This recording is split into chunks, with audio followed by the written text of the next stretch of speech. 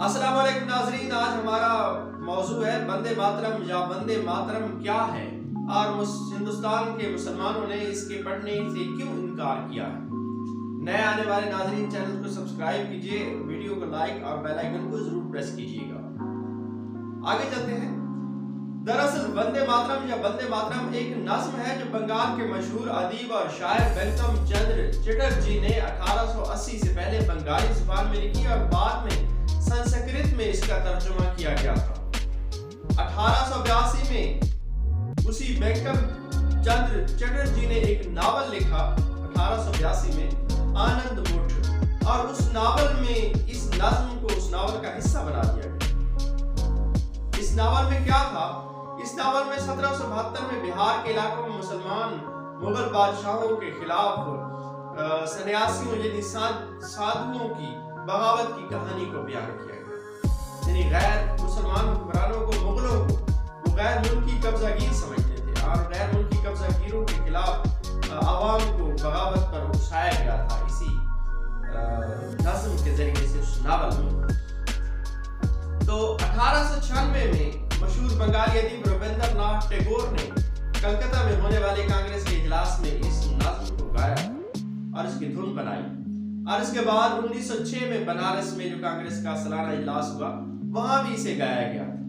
तहरीक आज़ादी हिंद यानी हिंदुस्तान में अंग्रेजों के खिलाफ जो तहरीक चली आज़ादी की, उसमें इसे बहुत पढ़ा गया था, क्योंकि ये गैर मुल्की कब्जागीरों के खिलाफ हिंदुस्तान की आवाम को बगावत पर उकसाती थी और उसे आज़ादी की बात कहती थी लोगों से। तो अंग्रेजों के दौर में भी इसीलिए इस पर पाबंदी लगा दी गई, क्योंकि इसमें हर बैरूनी काबिज के खिलाफ उससे आज़ादी हासिल करने की बात की गई और अंग्रेज उस वक्त के बैरूनी काबिज थे और ये नज़्म आवाम को बगावत पर उकसाती थी। 1937 में जब कांग्रेस ने सीटें जीती और उसकी हुकूमत बनी तो कांग्रेस की मजलिस आमिला ने इसे कौमी गीत करार देने की सिफारिश की, लेकिन कांग्रेस में मौजूद मुसलमान रहनुमाओं ने इस पर एहतजाज किया और उनके एहतजाज की वजह ये थी कि इस नज़्म में ऐसे अशार मौजूद हैं जिनमें हिंदुस्तान की सरजमीन को माँ, उसे दुर्गा और उसे कमला देवी करार देते हुए उसकी पूजा करने की सिफारिश की गई। और ये पूजा करने की बात जो है यानी कमला देवी या दुर्गा देवी की पूजा करने की बात जो है, ये तमाम गैर हिंदू कौमियतों के लिए काबिल कबूल नहीं थी। मुसलमान रहनुमाओं के एहतजाज के बाद सिर्फ पहले 2 बंद पढ़ने की बात की गई थी जिनमें पूजा का कोई जिक्र नहीं था।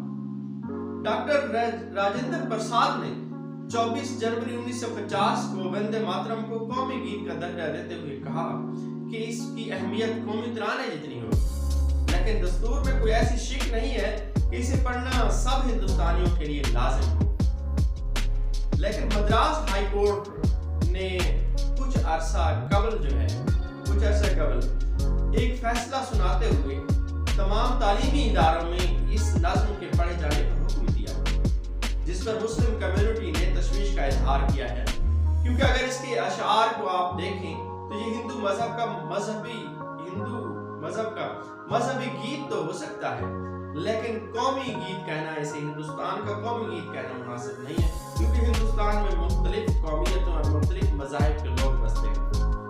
अब इस नज़्म वंदे मातरम के जो अशार हैं उसका तर्जुमा मुलाहिजा कीजिए, क्योंकि मैं इस अशार का तर्जुमा पढ़ना मुनासिब नहीं समझता।